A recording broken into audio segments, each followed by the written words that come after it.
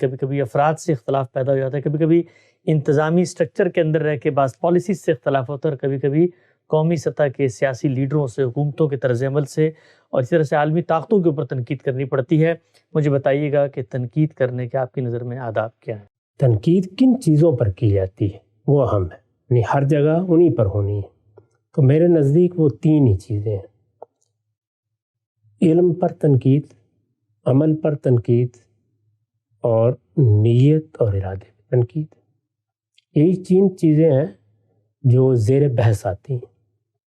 آپ کسی بھی چیز کو اٹھا کر دیکھ لیں، وہاں یہی ہوگا، یعنی یا تو کوئی علمی مسئلہ ہے، میں آپ سے، آپ مجھ سے اختلاف کر رہے ہیں، وہ مذہبی ہو سکتا ہے، سائنسی ہو سکتا ہے، وہ فلسفیانہ ہو سکتا ہے، وہ سیاسی ہو سکتا ہے، یہ علم میں اختلاف ہے۔ عمل میں اختلاف، ہمارے کسی دانشور نے، ہمارے کسی رہنما نے، کسی سیاستدان نے، کسی عالم نے، عالمی سطح پر جو قوتیں ہیں انہوں نے، کسی ادارے نے کوئی اقدام کیا ہے، وہاں عمل ظہور پذیر ہوا ہے، اس پر نقد کرنے کی ضرورت ہوتی ہے۔ اور یہ جب بھی ہوگا انسان کریں گے۔ یہ تو نہیں ہو سکتا کہ کوئی عمل کیا جائے یا کوئی علم وجود میں آئے اور اس کے کوئی محرکات نہ ہوں۔ انسان مقصد کو سامنے رکھ کر کرتا ہے جو کچھ بھی کرتا ہے، اس کی نیت، اس کے محرکات وہ بھی زیر بحث آ جاتے ہیں، ان پر بھی تنقید ہوتی ہے۔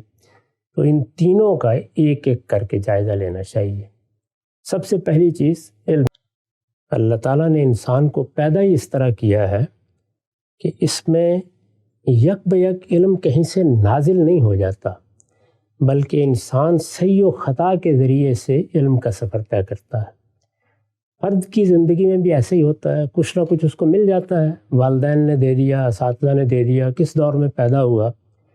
اب جو چیز آگے بڑھنے کا ذریعہ بنتی ہے وہ اس کی تنقید ہے، جس کو آپ نتیجے کے لحاظ سے تنقید کہتے ہیں۔ تو یہ عمل شروع ہو جاتا ہے، یہ بات کیوں ہے، اس کی بنا کیا ہے، اس کو میں مانوں یا نہ مانوں، یہ ترک کرنے کی چیز ہے یا اختیار کرنے کی چیز ہے، یہ بحث شروع ہو جاتی ہے۔ یہ بحث میں اپنی ذات میں بھی کرتا ہوں، یہ میں اپنی خلوت میں بھی کرتا ہوں، یہ میں جن چیزوں کو پڑھتا ہوں، دیکھتا ہوں، سمجھتا ہوں، ان کے بارے میں بھی کرتا ہوں۔ یہ میری زندگی، معیشت، معاشرت میں بعض اقدامات کی بنیاد بنتی ہیں، وہاں بھی کرتا ہوں۔ تو ہر جگہ مجھے یہ کرنا ہوتا ہے۔ میری اپنی ذاتی زندگی کی حد تک آپ ہیں، میں ہوں، ان کی ضرورت ہر وقت لاحق ہوتی ہے۔ اعلیٰ سطح کے اوپر بھی یہی کام ہو رہا ہوتا ہے۔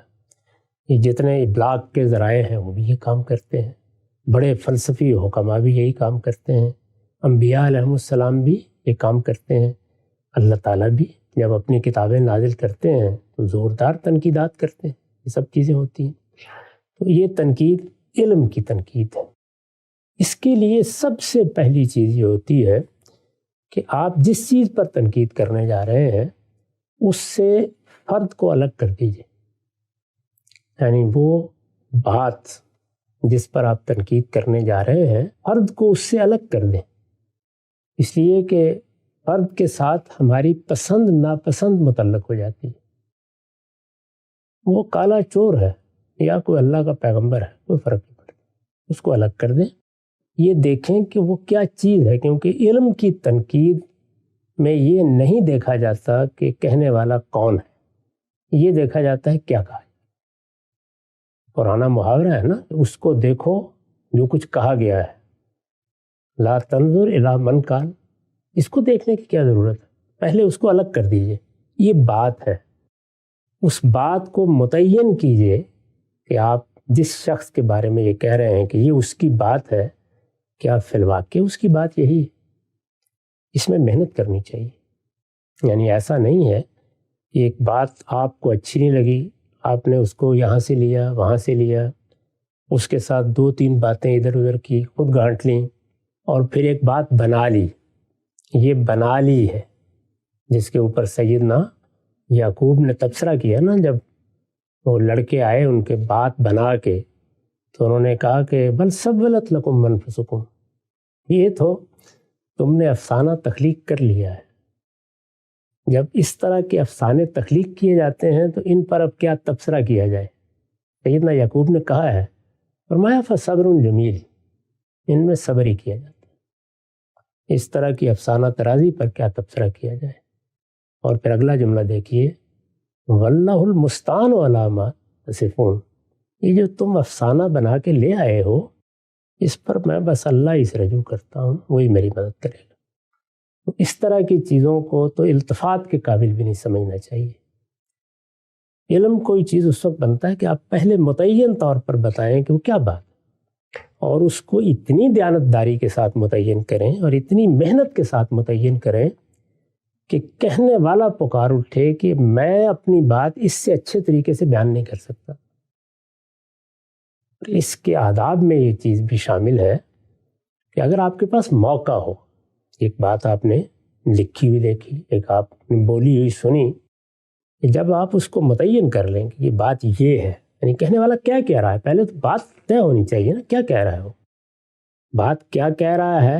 اگر آپ نے اس کو متعین کر لیا ہے تو 100% اطمینان کے بعد بھی آپ کا رابطہ ہو سکتا ہے تو متعلق آدمی کے سامنے رکھ دیجیے کہ میں نے آپ کی بات یہ سمجھی، کہ آپ یہی بات کہہ رہے ہیں. اسی میں یہ چیز بھی ضروری ہوتی ہے کہ بات کی نسبت بھی اسی سے کی جائے جو اصلاً اس کا کہنے والا ہے. یعنی اگر بعد میں کسی شخص نے اس بات کو اختیار کر لیا ہے، اپنا لیا ہے، یا اس کو کوئی نیا استدلال دیا ہے، تو وہ تو زیر بحث آ سکتا ہے. لیکن یہ کہ بتانا چاہیے کہ یہ بات اصلاً کہاں سے اٹھی ہے. مثلاً ایک نقطہ نظر ارسطو کا تھا، میں بھی آج اس کا قائل ہو سکتا ہوں. ابو حنیفہ نے ایک فقہ بنا دی، بے شمار لوگ اس کو صحیح سمجھتے ہیں، کروڑوں کی تعداد میں لوگ اس پہ پابند ہیں. تو مجھے اگر اس پر نقد کرنا ہے تو پھر آج کے زمانے کے لوگوں کو موضوع بحث بنانے کی کیا ضرورت ہے، الا یہ کہ وہ کسی موقع پر کوئی نیا استدلال، کوئی نیا پہلو اس میں داخل کرے. ورنہ میں یہی کہوں گا کہ یہ ابو حنیفہ کی رائے ہے، یا ارسطو کی رائے ہے، یا افلاطون کی رائے ہے. تو نسبت بھی بالکل درست طے کرنی چاہیے، اور بات بھی اس طرح متعین کرنی چاہیے کہ جیسے آپ اس کو پڑھانے کے لیے کہیں کھڑے ہوئے ہیں تو آپ کو شدید اندیشہ ہے کہ آپ کا طالب علم یہ نہ کہہ دے کہ آپ تو بات ہی غلط بیان کر رہے ہیں. تو یہ سننا کسی اچھے صاحب علم کو اپنے لیے باعث اہانت سمجھنا چاہیے کہ وہ دوسرے کی بات کو متعین کرے اور دوسرا یہ کہہ دے کہ یہ تو میری بات ہی نہیں. اس دیانتداری کے ساتھ بات کو آپ طے کیجیے. اس کے لیے یہ ضروری ہوتا ہے کہ جو ذرائع بھی آپ کے پاس ہے ان تک آپ رسائی حاصل کریں. میں نے بارہا دیکھا ہے کہ لوگ کیا کرتے ہیں، کوئی ایک جملہ سن لیا، وہ جملہ کس سیاق میں کہا گیا ہے، کہاں کہا گیا ہے. آج کل کے زمانے میں تو یہ فتنہ بہت عام ہو گیا ہے. یعنی آپ نے 1 گھنٹے کی گفتگو کی ہے، آدھ گھنٹے کی گفتگو کی ہے، اس کا کوئی ایک ٹکڑا کسی نے نکال لیا، اس کو اس نے یوٹیوب پر ڈال دیا. اب ہر آدمی اس پر داد سخن دے رہا ہے. تو ہر آدمی کو حق حاصل ہے کہ اس کو بات اچھی لگی یا اختیار کر لے گا، وہ ایک جملے کی ہے، نہیں اچھی لگی اس کو ایک طرف رکھ دے. لیکن وہ تنقید کی زبان کھولنے والا ہے تو پھر یہ کافی نہیں ہے کہ اس پر تبصرہ کرے. پھر ضروری ہے کہ وہ یہ دیکھے کہ یہ بات کس سیاق سباق میں کہی گئی ہے، کہاں کہی گئی ہے، کس سلسلے میں کہی گئی ہے. اور اگر یہ بات کسی شخص کے مجموعی فکر کے ساتھ وابستگی نہیں رکھتی یا اس سے اکھڑی ہوئی محسوس ہوتی ہے تو پھر مجھے دیکھنا چاہیے کہ وہ باقی جگہوں پر اپنی بات کو کیسے بیان کرتا ہے. تو غرض یہ کہ اس کی بڑی تفصیل کی جا سکتی ہے، کیونکہ ہم لوگوں نے جب بھی کبھی تنقید کی ہے تو یہ اللہ کا احسان ہے کہ ہمارے اساتذہ نے ہمیں پہلے زمانے ہی میں اس کی سختی کے ساتھ ہدایت کی. جن 2 بڑی شخصیات سے میں نے کچھ تربیت پائی ہے ان میں مولانا سید ظفراللہ صاحب مودودی اور مولانا امین حسن اصلاحی. دونوں نے جب بھی تنقیدیں کی ہیں، آپ ان کی تصنیفات میں دیکھ لیں، اتنی ذمہ داری اور احتیاط کے ساتھ دوسرے کا مسلک بیان کرتے ہیں کہ واقعی وہ پکار اٹھتا ہے کہ اس سے بہتر طریقے سے میں اپنی بات خود بھی بیان نہیں کر سکتا. وہ اسی کا پابند کرتے تھے. تو ہم لوگوں نے بھی ہمیشہ اس کا اہتمام کیا. غلطی تو ہر انسان سے ہو جاتی ہے، اس پہ توجہ دلائی جائے تو شکریہ ادا کرنا چاہیے. لیکن میں اصول میں یہ بات عرض کر رہا ہوں کہ پہلا بنیادی کا آپ اگر غور کر کے دیکھیں گے تو بہت ساری تنقیدات اصل میں پروپیگنڈا تنقیدات ہوتی ہیں. یعنی ان میں یہ پیش نظر ہی نہیں ہوتا کہ ہم نے مخاطب کا موقف متعین کرنا ہے، طے کرنا ہے وہ کیا بات کہہ رہا ہے. اچھا، جب آپ نے اس کی بات متعین کر لی تو آپ یہ دیکھیے کہ اس کی بنائے استدلال کیا ہے. موضوع مذہب ہے تو بنائے استدلال یا علم و عقل کے مسلمات ہوں گے یا قرآن ہوگا، پیغمبر کے ارشادات ہوں گے. موضوع سائنس ہے، ہم جانتے ہیں کہ اس میں تجربہ اور مشاہدہ بنیاد بنے گا. اسی طریقے سے اگر موضوع کوئی اور علم ہے تو دیکھا جائے گا نا کہ اس میں بنائے استدلال کیا ہے. تو ایک تو پہلو یہ ہے کہ جس چیز پر آپ تنقید کر رہے ہیں اس میں اس شخص نے کس کو بنائے استدلال بنایا. ایک یہ ہے کہ فیصلہ کن بنائے استدلال ہوتی کیا ہے. تو یہ دونوں چیزیں الگ الگ متعین کرنی چاہیے، کیونکہ جب میں کسی چیز پر نقد کرنے جا رہا ہوں تو نقد تو بنائے استدلال پر ہوگا. یعنی وہ چیز مجھے اچھی نہیں لگی یا میں اس کو پسند نہیں کرتا یا مجھے اس سے اتفاق نہیں ہے، وہ تو میرا احساس ہو گیا، میرا فیصلہ ہو گیا.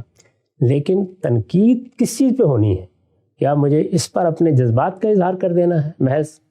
تو جذبات پر کا اظہار کرنا تنقید نہیں ہے. کیا مجھے کسی شخص کے خلاف پروپیگنڈے کے لیے سب بیان کرنا تھا؟ یہ تو تنقید نہیں ہے. یہ تو کوئی اور طرح کے مقاصد ہیں، ان کو سامنے رکھ کر بہت پست درجے کے لوگ اس طرح کی چیزیں کرتے ہیں. مجھے تو یہ بتانا ہے، تنقید کرنے کا محرک تو یہی ہے نا، یہ بتانا ہے کہ اس میں غلطی کیا ہے. اور ظاہر ہے کہ اسی لیے کہ یا تو میں خود اس کو سمجھنا چاہتا ہوں یا میں دوسروں کو اس غلطی سے نکالنا چاہتا ہوں، یا جس پر میں تنقید کر رہا ہوں اس کو توجہ دلانا چاہتا ہوں کہ اس غلطی سے آپ اپنے آپ کو بچا لیں. تو یہ سارے مقاصد بڑے پاکیزہ، بڑے صحیح، بہت اچھے مقاصد ہیں. لیکن اس میں سب سے پہلی بات یہی ہے کہ مخاطب کا آپ مدعا، جس چیز پہ آپ تنقید کر رہے ہیں اس معاملے میں مدعا، اس کے پورے نظام فکر میں رکھ کر طے کریں، اس کو بالکل واضح طریقے سے سمجھیں. جب آپ اس کو متعین کر لیں تو اس کی بنائے استدلال طے کریں. اس کے بعد اگر زمانہ ایسا ہے، حالات ایسے ہیں، تو آپ متعلق آدمی کے سامنے رکھتے ہیں کہ یہ میں نے آپ کا مدعا متعین کیا، یہ میں نے بنائے استدلال متعین کی ہے، فرمائیے آپ اس کو قبول کرتے ہیں.